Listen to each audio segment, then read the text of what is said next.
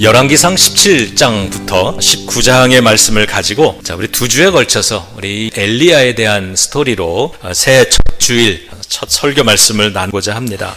저는 엘리야의 이야기를 읽으면서 하나님께서 우리를 이렇게 사랑하시는구나 라는 생각이 들었습니다.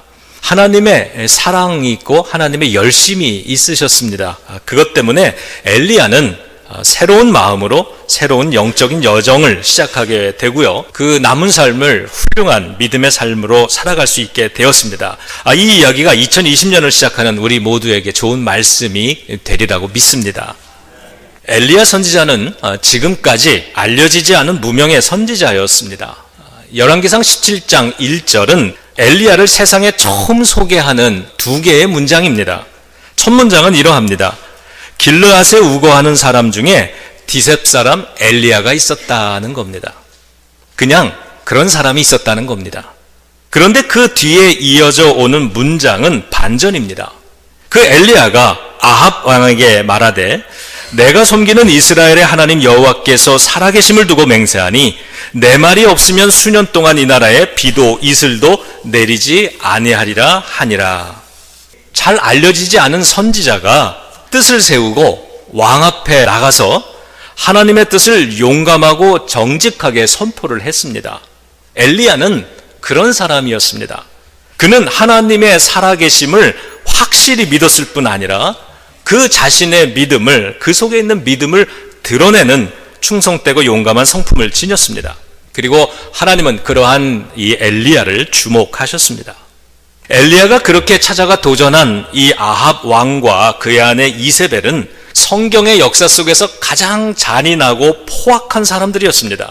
그래서 하나님께서는 그들로부터 엘리야를 격리하고 보호하시려고 동쪽으로 가서 그리시네가에 숨어 있으라고 말씀을 합니다. 그게 17장 2절에서 3절의 말씀인데요. 다 같이 읽겠습니다. 여호와의 말씀이 엘리야에게 임하여 이르시되 너는 여기서 떠나 동쪽으로 가서 요단 앞 그리시네가에 숨고 그 시냇물을 마셔라. 내가 까마귀들에게 명령하여 거기서 너를 먹이게 하리라. 자, 하나님께서 이렇게 말씀하시고 엘리야는 순종했습니다. 그리시네가를 찾아갔습니다. 그리고 거기에서 하나님께서는 엘리야를 먹여주시고 마시게 해주십니다. 자, 그러는 가운데 선포했던 가뭄이 일어났습니다. 시작이 됐습니다. 그리고 그 가뭄이 3년이 흐르게 됩니다.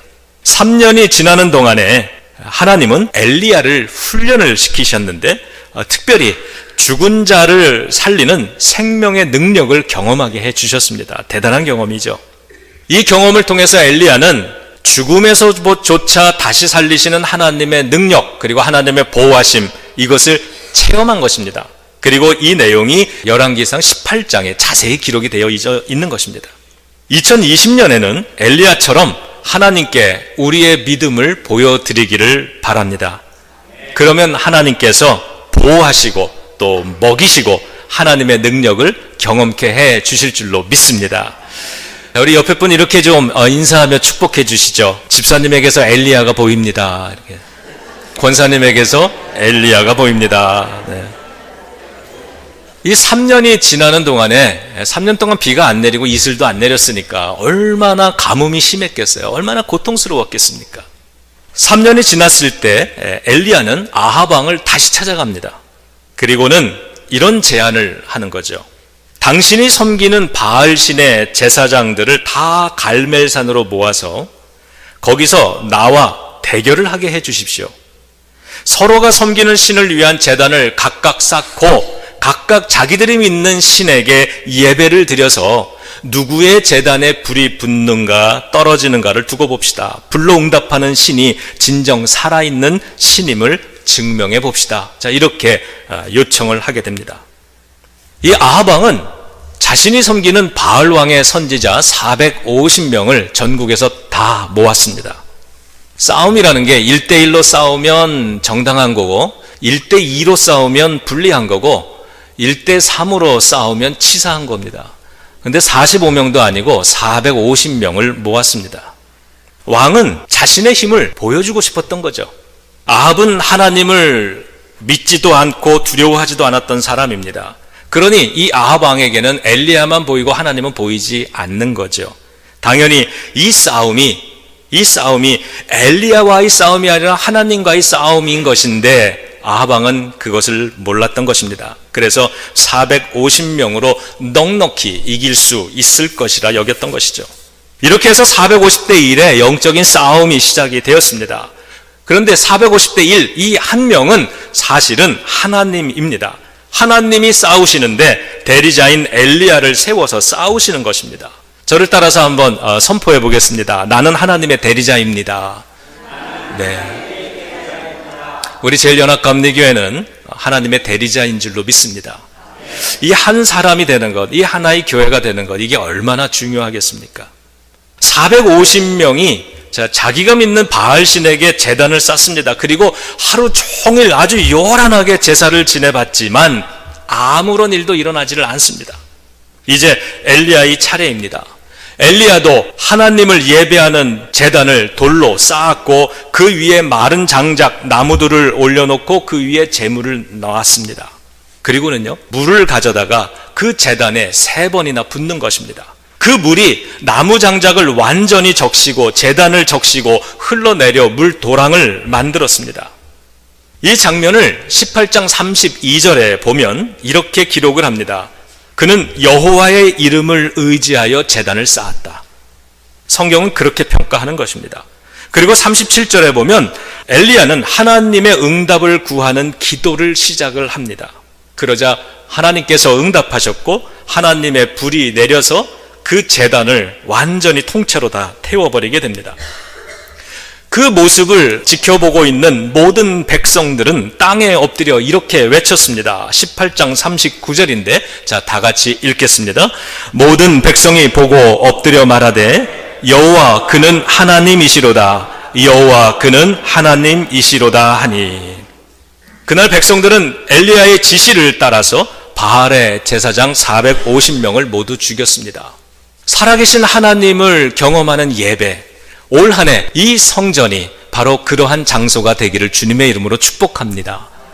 이곳에서 하나님의 살아계심을 경험하고 하나님을 모르던 사람들조차 엎드려서 하나님, 당신이 유일한 신입니다. 하나님께서만이 진정한 예배의 주인이십니다. 이렇게 고백하게 되는 그러한 예배당, 그러한 일련의 예배가 되기를 다시 한번 축복합니다. 이 정도의 드라마틱한 승리를 보여줬다면요, 엘리야 선지자의 앞날은 활짝 핀 겁니다. 사람들로부터 인정받고 존경받는 능력의 종으로 살아가는 일만 남았습니다. 그런데 인생에 반전이 일어납니다.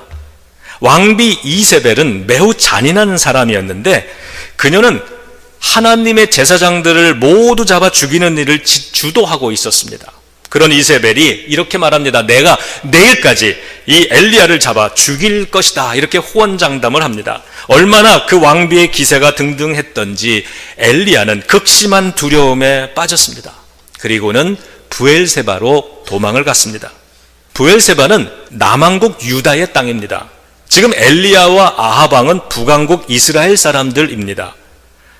남왕국 땅 브엘세바까지 도망갔다라고 하는 것은 아합 왕의 손길이 닿지 못하는 곳까지 도망가고 싶었다라고 하는 뜻입니다. 엘리야는 브엘세바에 도착하자 광야로 하룻길을 더 들어갔습니다. 그리고 거기에 로뎀나무 한 그루가 서 있는 것을 발견하고 그 나무 아래에 주저앉았습니다. 그리고는 하나님께 죽고 싶다고, 죽여달라고 그렇게 하소연을 합니다. 광야 사막은 우리가 아는 대로 황량한 외로운 땅입니다. 광야는 방향을 가늠하기가 참 어려운 곳인데 엘리야는 지금 인생의 길을 잃고 깊은 외로움에 빠져 있다는 것입니다.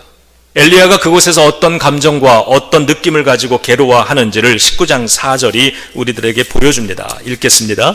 자기 자신은 광야로 들어가 하룻길쯤 가서 한 로뎀나무 아래에 앉아서 자기가 죽기를 원하여 이르되 여호와여 넉넉하오니 지금 내 생명을 거두시옵소서. 나는 내 조상들보다 낫지 못하나이다 하고, 그는 먼저 자기 인생이 죽고 싶을 만큼 인생이 실망스럽다고 말하고 있습니다. 이건 상실감입니다. 모든 것을 다 잃어버렸다는 상실감. 그래서 자기의 생명마저도 상실하는 이러한 감정을 느끼는 거죠. 또한 그는 최선을 다했고 갈멜산에서 위대한 승리를 이루어냈는데 이 모든 것이 왕비 이세벨에 의해서 한순간에 다 허물어졌습니다. 그러자 그는 이렇게 말합니다. 나는 내 조상들보다 낫지 못합니다. 엘리야의 자존감이 다 무너지는 겁니다. 낮은 자존감에 빠집니다. 자신은 능력 있는 사람이 아닐지도 모른다는 생각이 드는 겁니다. 잠깐의 성공? 이게 나의 본 모습이구나. 이게 나의 한계구나. 이렇게 느꼈던 것 같습니다. 여기에서 만약에 엘리야의 이야기가 끝난다면 엘리야는 다시 잊혀지고 무명의 사람으로 돌아가게 될 것입니다.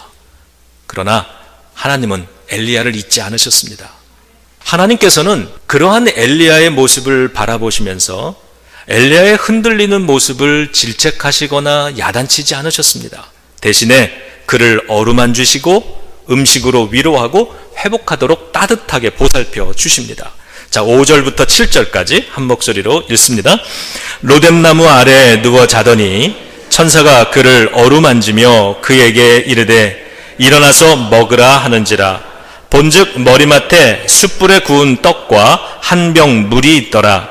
이에 먹고 마시고 다시 누웠더니 여호와의 천사가 또다시 와서 어루만지며 이르되 일어나 먹으라.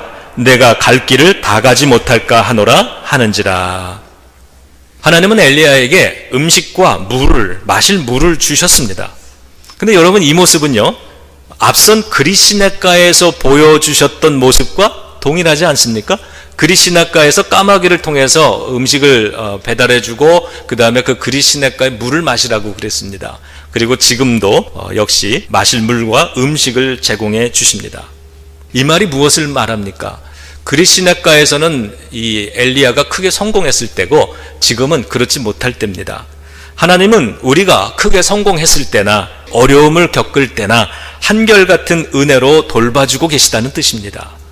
이것은 하나님은 이런 상황을 원하지도 않으셨고 엘리야를 버린 적도 없으셨다는 것, 하나님은 여전히 엘리야를 주목해보고 계시고 엘리야를 여전히 사랑하신다는 것을 보여주는 장면입니다. 다만 믿음의 길에는 이런 상황이 언제나 기다리고 있고 또 누구나 경험할 수 있는 이름을 아시기 때문에 엘리야마저도 이런 상황을 겪게 되는 것, 하나님은 그것을 안타까워하셨던 것입니다. 그리고 그 심정이 7절 끝부분에 이러한 말에 잘 나타나 있습니다. 네가 갈 길을 다 가지 못할까 하노라. 우리에게는 달려가야 될 길이 있습니다. 믿음의 길, 사랑의 길. 이 길을 하나님께서는 어떠한 이유 때문에 중단되지 않기를 원하고 계시는 것입니다.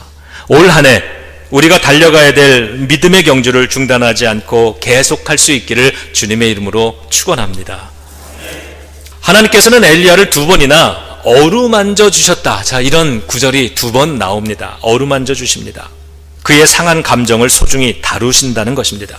하나님은 엘리야를 평가하거나 판단하실 필요가 없으셨습니다. 왜냐하면 하나님은 엘리야가 어떤 사람인가를 아시기 때문입니다. 지금의 이러한 상황은 엘리야로부터 발생한 것이 아니라 이세벨로부터 시작이 된 것입니다. 심판받아야 될 사람이 있다면 그건 엘리야가 아니라 이세벨인 것입니다. 공의로우신 하나님, 정의로우신 하나님, 정확하신 하나님은 엘리야에게 잘못된 판단과 벌을 주시지 않았습니다. 대신에 위로를 주시고 어루만져 주시는 것입니다. 이 구절을 보면서 묵상하며 이런 결심을 한번 해봅니다. 올 한 해 무슨 일이 있어도 하나님 앞에서는 바르고 정직하게 살자. 어떤 어려움이 있더라도 그게 내가 하나님 앞에서 불의하기 때문에, 불충성하기 때문에 겪는 것이 아니라고 한다면 하나님께서는 엘리야를 지켜주셨듯이 우리를 지켜주시지 않겠는가.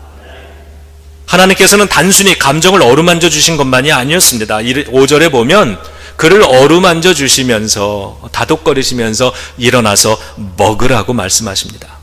일어나서 다시 용감하게 싸워라, 그게 믿음이야, 이렇게 말씀하지 않으시고 대신에 일어나 먹으라고 말씀하십니다. 엘리야가 일어나 보니 하나님께서 준비해 주신 숯불에 구운 떡과 물이 있었습니다. 아마 이 배경이 우리나라였고 엘리야가 한국 사람이었으면 하나님께서는 숯불 갈비 정도 구워주시지 않았을까 싶습니다. 다르게 표현해 본다면 하나님께서 엘리야를 불러내서 밥 사주신 겁니다. 그런데 그것을 천사를 통해서 해주셨어요. 여러분, 이 이유가 뭐라고 생각하세요? 저는 이런 생각이 들었습니다. 그 일을 천사를 통해 하신 이유는 우리도 주변에 어려움을 겪는 그러한 엘리야 같은 친구들이 있으면 밥 사주는 천사 역할을 하라는 것이 아닐까. 이런 손길이 엘리야를 다시 일으켜 세워줍니다. 8절인데요. 엘리야 같은 어려움에 놓인 사람들이나 가족들, 자녀들이 주변에 있다면, 자, 기도하는 마음으로 우리 다 함께 힘차게 읽어보겠습니다.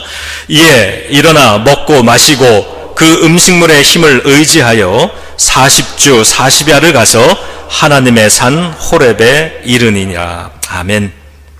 엘리야는 다시 일어났습니다. 하나님이 주신 음식과 물을 저처럼 마시면서 다시 일어났습니다. 이 일이 일어난 로뎀나무, 여러분들의 인생에서 여러분의 로뎀나무는 어디였습니까? 그리고 그때 하나님은 나를 어떤 자상한 손길로 어루만져 주시고 어떻게 나를 다시 일어나게 해주셨는가를 한번 기억해 보시기 바랍니다. 그리고 이번 2020년 이 예배당이 하나님의 어루만져 주심을 만나는 로뎀나무이기를 주님의 이름으로 축복합니다. 그래서 예배로 더 가까이 나아가자는 겁니다. 여기서 드리는 이 예배를 통해서 이곳이 로뎀나무 아래가 되는 그 은혜를 경험하고, 그것 때문에 우리가 늘 들어올 때 어떤 마음으로 들어오든 나갈 때는 다시 용기 내서 나갈 수 있는 그러한 예배당이 되기를 주님의 이름으로 축복합니다. 엘리야는 하나님이 제공하시는 음식물의 힘을 의지해서 일어났는데, 오늘 우리 성도들에게도 힘을 불어넣어주는 두 가지 음식이 있습니다. 일용할 양식과 생명의 양식입니다. 하나님이 우리들에게 제공해 주시는 일용할 양식, 음식을 먹음으로 우리는 힘을 얻습니다. 그리고 성경의 말씀, 생명의 양식을 통해서 우리는 더욱 건강해질 수 있는 것입니다. 올 한 해에도 하나님께서 우리에게 필요한 것을 공급해 주시기를 원합니다. 무엇을 입을까? 무엇을 마실까? 하나님께서 공급해 주심이 있기를 원하고, 무엇보다도 하나님의 말씀으로 더 깊이 들어가는 한 해가 되기를 주님의 이름으로 축복합니다.